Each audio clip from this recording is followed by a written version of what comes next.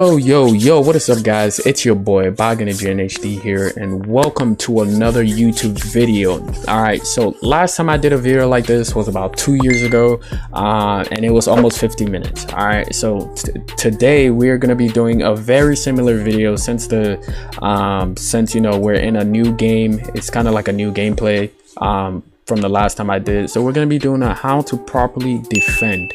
Now, here's a disclaimer. This video will not make you the greatest defender in the game. You won't automatically get good at the game just from watching this video. It's just an idea or a concept that I use to help me when I am defending. All right, so again, this how to defend video, there is no specified formation for it. You don't have to use a specific formation to be able to, you know, use this tactic.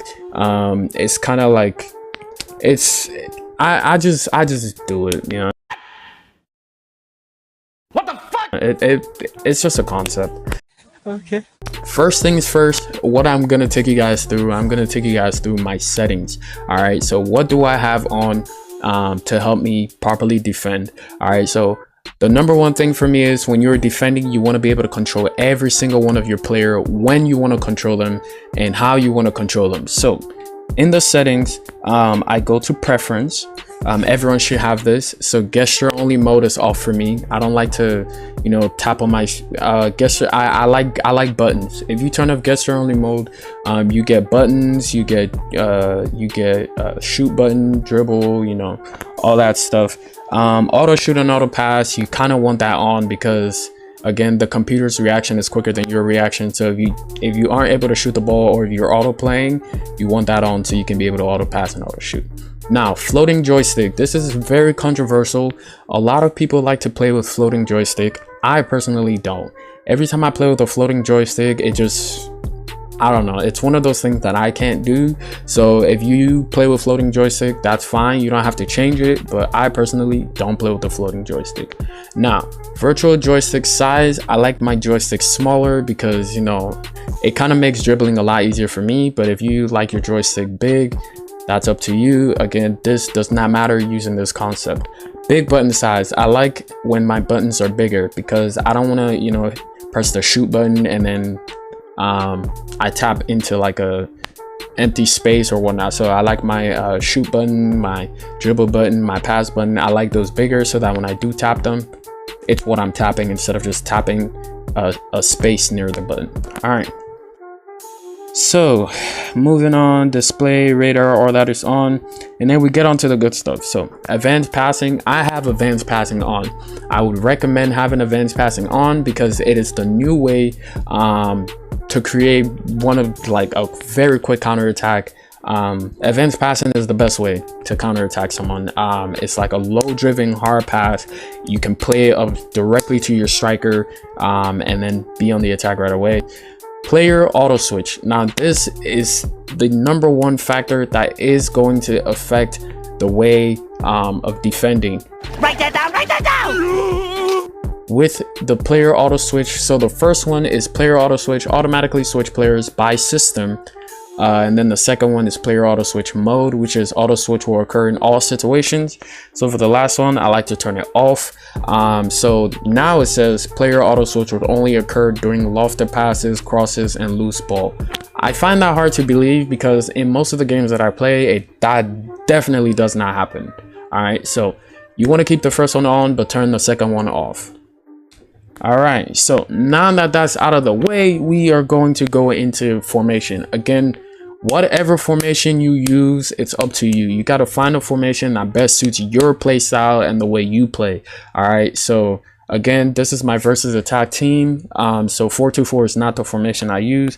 I run with 5 at the back. All right, so this is the formation I use. Again, a lot of people have tried this formation based on seeing how I play the game, because unfortunately I'm a top 3 player, so whatever formation I run, for some reason people just like to try and run with my formations. But this formation doesn't click for everybody. A lot of people use 5 at the back and they're like, but I'm not able to attack, I can't even do anything. All right, so again, formation is based on how you play. Some recommended formations that I can give though, that I see a lot of people running, it's just like everyone runs it. would probably have to be so formation with a lot of midfielders, so like the 4-1-4-1 I've seen a couple people use. Okay, so the 4-3-3 holding, a lot of you know this formation because a lot of, you know, top players use this formation. To be honest, I can't use this formation is very hard for me to use for some reason. Again, I struggle with this formation, but a lot of people this will be their default formation because it's balanced with attack and defending. You have even number of midfielder with one sitting deep, and then you have even number of attackers. But I can't use this formation. I always get countered when I use this formation, so I don't run this formation.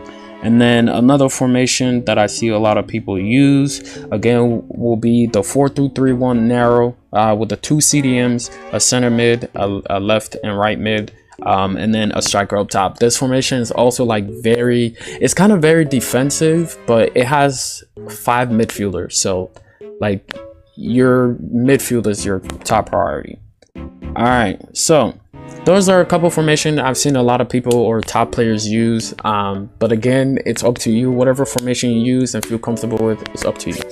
All right, so first thing I like to think about, all right, so I will be showing my gameplay. Once again, I will be showing my gameplay and explaining what I do. I will be doing that with a voiceover because when I'm playing the game, I like to focus on my gameplay. I'm not going to be talking as I play the game, but basically what I like to do is separate the field. What I mean by separate the field, so you have your opponent's half and you have your half. What I like to do is when I'm in my half, I like to kind of like split up my team in the middle. So Drogba is a free roamer. He's an attacker. He has high work rate, which I really love, meaning he can both attack and defend. And then Balak, my midfielders, I always like my midfielders to have high work rate as well, so they can go up and down the field. And then for center backs, doesn't matter as much. So splitting a line straight down Drogba and Guardiola, my middle center back, I split one line in between those two, and whoever is on the left side of that line is defending my left side of my pitch, and whoever is on the right side of that line is defending my right side of the pitch. Once we get into gameplay, I'll explain more to why this is very important. So as you guys can see, we are currently top 3 in the NA region. All right, so I am trying to, you know, go for top 3 again. I don't think I'm going to be able to get top 2 or 1 because the guys up there are just absolutely like cup sharing for no reason. But anyway, we are top 3, so we're gonna hop into a match. Again, I will do a voiceover about everything that I am doing. So yeah. All right, so here we go. We're playing a guy called Wokus or W-Kus. All right.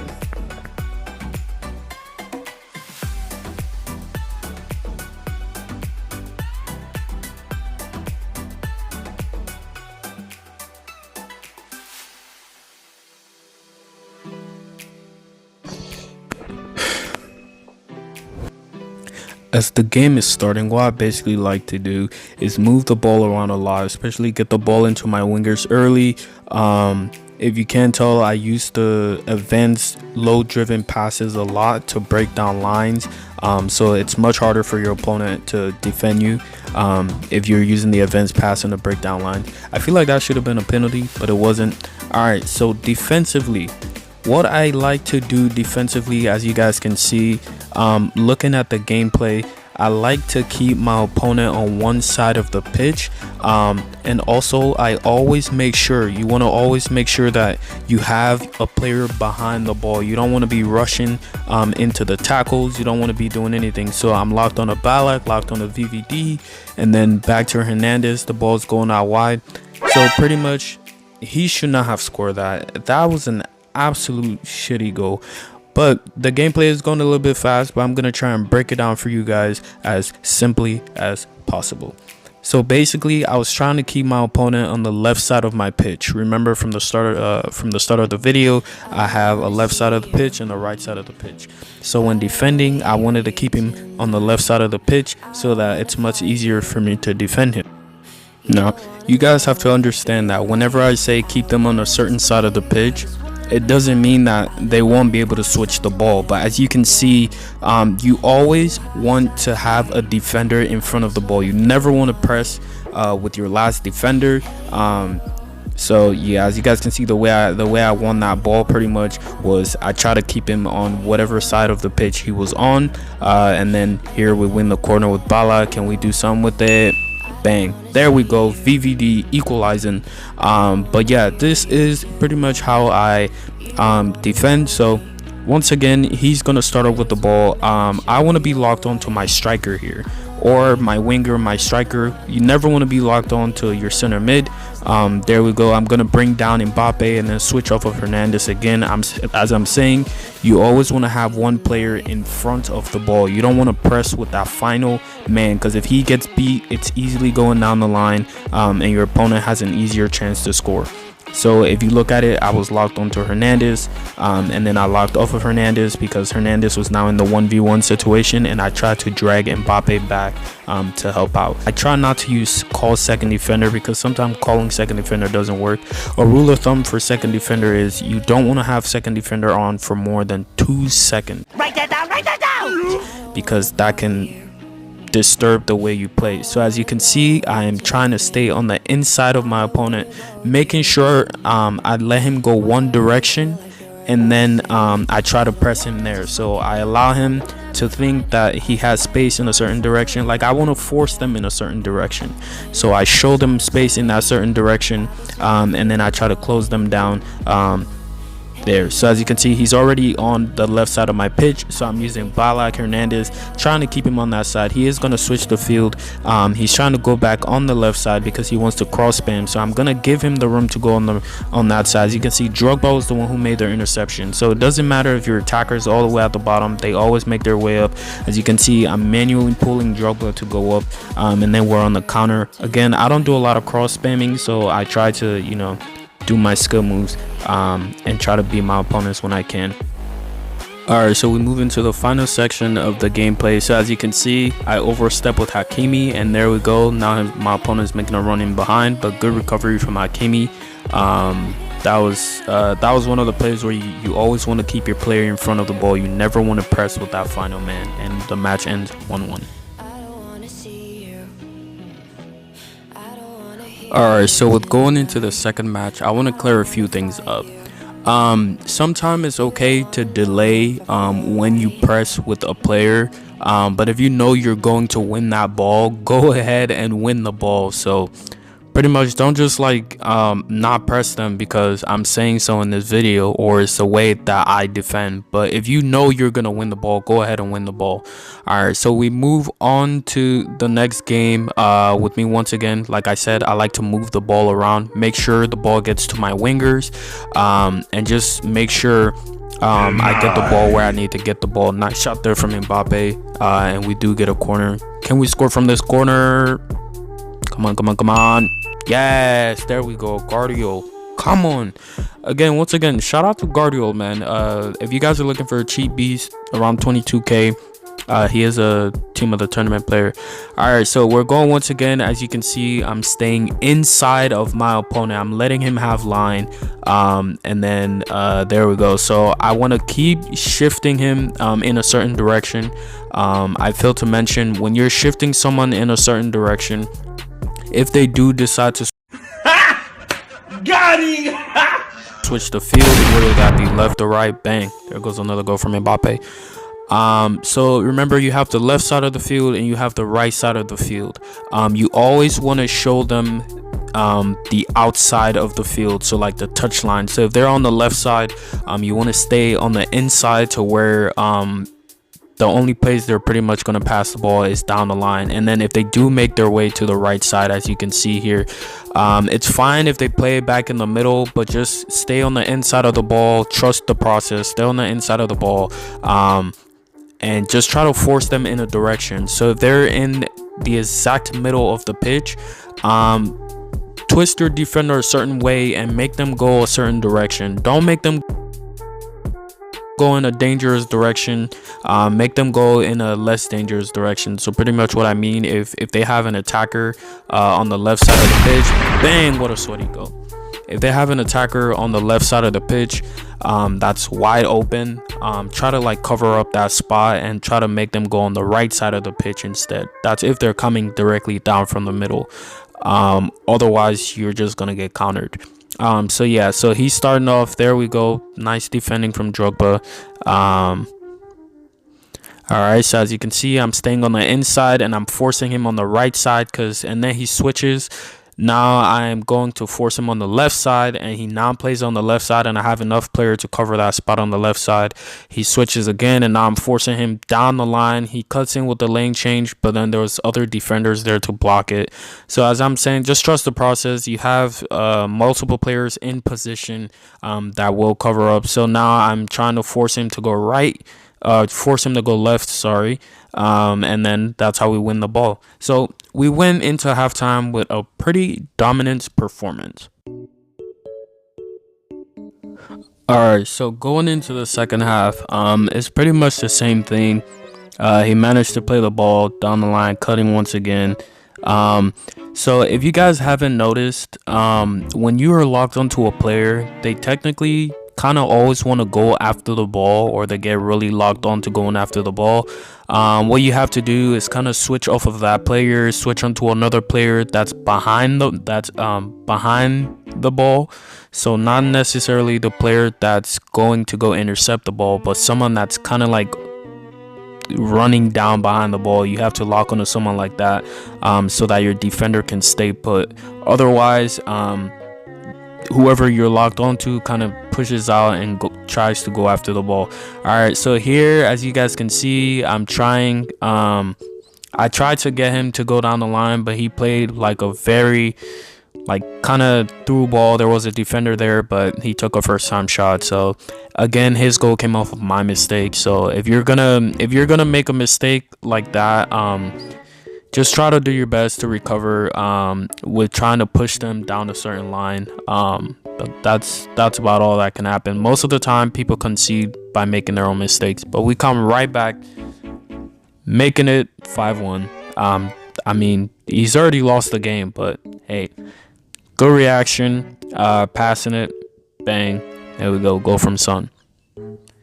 Yeah, so pretty much this tactic I've been using for a bit now.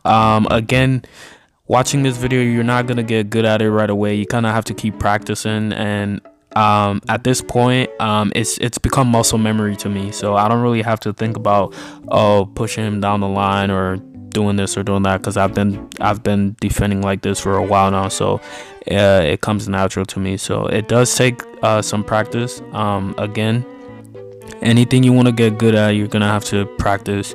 So if you want to try out this tactic and you think it will work for you, again, it's not formation specified, so you don't have to run a certain formation or run the same formation as me to use this sort of tactic.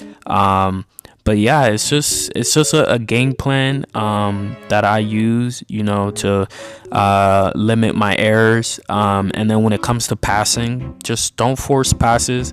And another very huge tip I have for you guys before the end of this video: there is no need to sprint 24/7. So the sprint and tackle button, when you're on the ball, you don't need to sprint 24/7. When you're in tight spaces, you don't even want to hit the sprint button. You just want to pretty much just joystick dribble. It's only when you're in a lot of space that you want to hit the sprint button. Alright, so that's gonna be the end of today's video. If you guys do enjoy the video and made it this far, make sure to drop a like, subscribe, and I'll see you guys in the next video.